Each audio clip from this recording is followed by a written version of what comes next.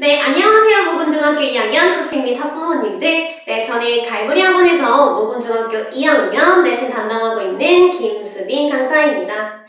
네, 제가 이렇게 기말고사 내신 시작 전에 영상으로 먼저 인사드리게 됐는데요. 아무래도 중간고사보다 학업 부담이 늘어난 이 기말고사에 국어 과목은 선호 수령으로 채점이 진행된다고 하니 이건 과연 무엇인지 좀 많이 궁금해하실 것 같기도 하고 어떻게 대비하면 좋을지 많이 걱정이 있으실 것 같아서 그것에 대한 조금 대처법, 해법을 제공하기 위해서 이 영상 제작해보았습니다. 네, 그래서 이 영상에서는 먼저 모군중학교 2학년의 기출 경향이 어떻게 흘러갔는지를 먼저 설명드리고요. 그 다음에 1학기 평가계획에 발표된 이 선원 수령 문항이 무엇인지 설명드리겠습니다. 그리고 이 문항을 어떻게 제가 관리하고 준비했는지 말씀드리면서 영상 마무리하겠습니다. 네, 그러면 먼저 모군중학교 2학년 기출 경향이 어떻게 흘러갔는지 장현 선생님께 들어보도록 하겠습니다. 안녕하세요. 작년 모군중학교 2학년 170명의 목조기들과 함께 수업했었던 영블리쌤입니다. 작년 경향뿐만 아니라 모군중학교 2학년 3개년 기출 경향에 대해서 알려드리고자 잠시 출연했습니다. 우선 모군중학교의 경우에는 2019년도에 교과서가 변경되면서 이전 교과서의 많은 내용이 다소 축소돼서 약간 쉬워지는 형태의 시험 유형들이 등장했었습니다. 하지만 2020년도가 되니까 역시나 모군중 기출문제답게 까다로운 문항들이 점차 출제되기 시작했어요. 그런데 저는 3개년 중에서 작년이 가장 어려웠던 해라고 생각을 합니다. 작년의 경우에는 3개년 기출문제 중에 최악의 난도였는데요. 그 이유는 두 가지에 있다고 생각합니다. 같이 한번 보실까요? 첫 번째는 바로 모두 고르시오 형태입니다. 모두 고르시오야 뭐 정답 2개를 고르는 거겠지 라고 생각하실 수 있는데 한 문항에 들어가 있는 정보수 자체가 5개 이상이었습니다. 그래서 5개 이상의 정보가 모두 맞는지를 알아야만 풀 수 있는 문항들이 다 등장했습니다. 모두 하나의 그 중간고사 안에서 나왔던 문제들입니다. 그리고 모두 고르시오 형태만 나온 것이 아니라 아까 말씀드린 대로 하나만 몰라도 틀린다 문제 유형도 있었는데요. 작년에 친구들에게 물어보면 장훈이가 굉장히 유명했습니다. 네, 왜 그랬을까요? 굉장히 아이들을 괴롭혔다는 거겠죠. 그래서 하나의 개념도 모르면 틀리게끔 나오는 문항들이 굉장히 많았습니다. 그런데 올해 다들 알고 계시죠? 모군중학교 2학년이 서논수령 100%. 목동에서는 거의 이제 최초가 아닐까 싶은데요. 이 서논수령 100% 도대체 어떻게 대비해야 될까요? 갈무리에서 모군중학교 2학년을 올해 담당할 우리 요정 선생님에게 한번 물어볼까요? 요정 선생님 도와주세요. 네, 지금까지 설명 들으셨듯이 모군중학교 2학년 시험 점점 어려워지고 있습니다. 심지어 올해 출제하는 시험은 선원 수령 유형이라니 이건 모군중학교에서도 처음이고 아무래도 학생뿐만 아니라 학부모님들도 낯설게 느껴지실 것 같습니다. 그래서 이러한 낯선 시험에 대비하기 위해서는 이 선원 수령이 무엇인지부터 정확하게 알아봐야 될 것 같은데요. 자, 이 선원 수령 시험은 일단 모군중학교 2학년 1학기 평가 계획에 나와 있습니다. 네, 여기 국어 과목 봐주시면 여기 수행평가 50% 반영되고 그 다음에 기말고사 50% 반영해서 1학기 평가 산출한다는 거 나와 있고요. 그 다음에 기말고사는 선택형은 0%, 선원 수령은 100%로 출제된다고 명시되어 있습니다. 네, 이런 식으로 우리 서행평가와 선원수령 평가만으로 성적을 산출하는 과목을 선도 과목이라고 부르는데요. 국어 과목이 선도 과목으로 선택이 되면서 그 선택형 문항이 나오지 않는 게 가장 큰 변화, 특징이라고 볼 수 있습니다. 네, 그렇다면 이제 서수령이 도대체 어떻게 나올지 궁금하실 텐데요. 그건 시험지를 받아보기 전까진 아무도 알 수 없습니다. 네, 지금까지 나와있던 기출문제, 코로나 때문에 객관식 위주로 구성이 되어 있고요. 학교에서 뭐 예상 문제를 준 것도 없고요. 그 다음에 문제 유형이나 문제 수도 시험지를 받아봐야 알 수 있는 상황입니다. 네, 그러면 이렇게 거의 아무것도 알 수 없는 이 상황에서 저는 어느 부분에 집중하고자 했냐면요. 이 서술형을 도대체 어떻게 평가할까에 집중해봤습니다. 네, 지금 여기 보시는 건 한국교육과정평가원에서 설명한 서논술형 평가에 대한 설명입니다. 네, 일단 서술형 평가 같은 경우에는 사실을 기반으로 내용을 작성하는 평가다 보니 좀 채점할 때 어느 정도 객관적인 정답이 정해져 있는 게 특징이고요. 논술형 평가는 주제에 대해 자신의 생각이나 주장을 자유롭게 논리적으로 풀어쓸 수 있는 평가로서 창의성, 비판력 등의 고등 사고 능력을 평가하는 문항입니다.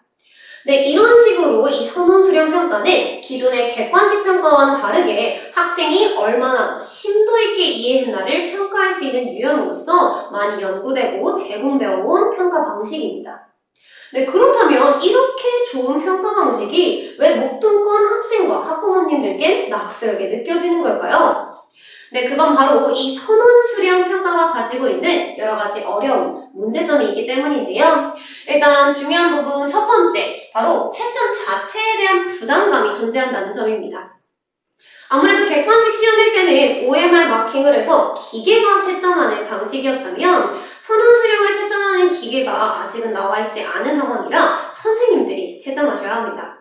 자, 그렇다는 건 모군중학교 2학년 기준 15학급이고요. 한 학급당 30명 정도인 걸 고려해봤을 때 대략 450명 학생의 시험지를 모군중학교 2학년 국어담당 선생님 3분이 채점하시게 됩니다.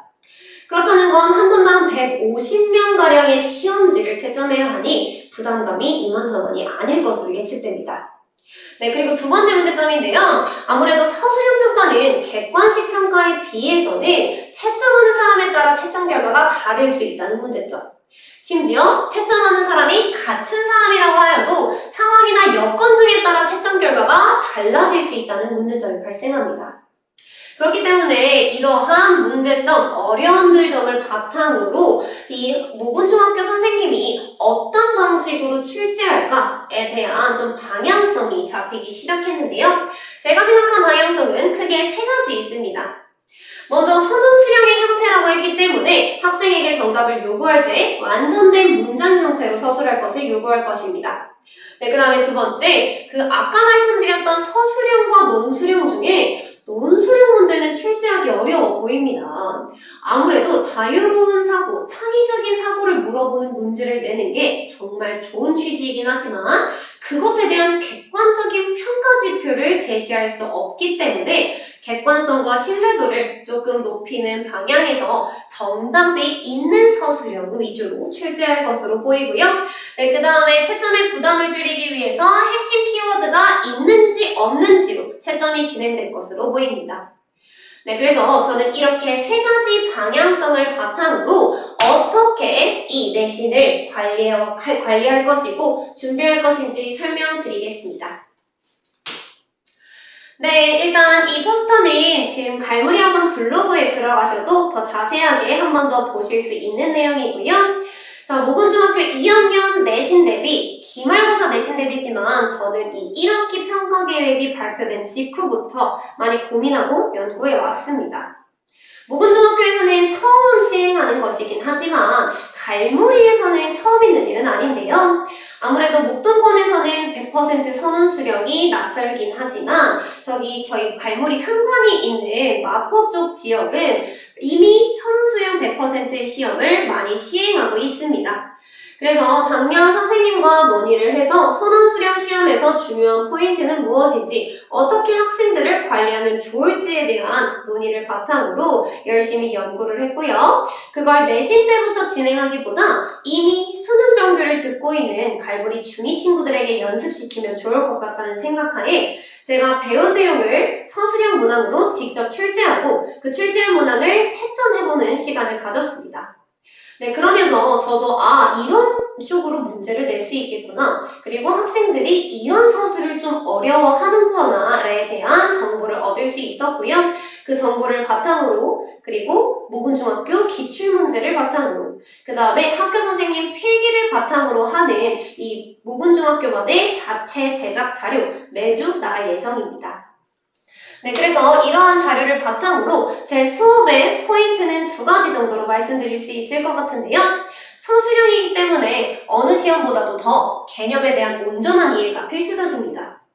그래서 갈무리에서 제작한 자체 교재인 내신담합 교재로 수업을 진행하고요. 그 다음에 서점에 있는 교재 한 권을 선정해서 개념 이해가 제대로 됐는지 확인하는 과제 교재로 나갈 예정입니다. 네, 그리고 마지막으로 아까 말씀드렸던 자체 제작 자료를 제공함으로써 반복된 서술 연습이 이루어질 수 있도록 할 거고요. 이런 반복된 서술 연습을 통해 학교 시험에서 어느 문제가 나오더라도 아는 내용을 실수 없이 쓸 수 있도록 꼼꼼히 대비하겠습니다.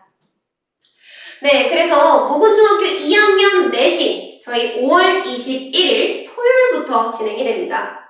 5월 21일 토요일 그리고 일요일, 월요일에 걸쳐가지고 수업시간 이렇게 개설되어 있고요.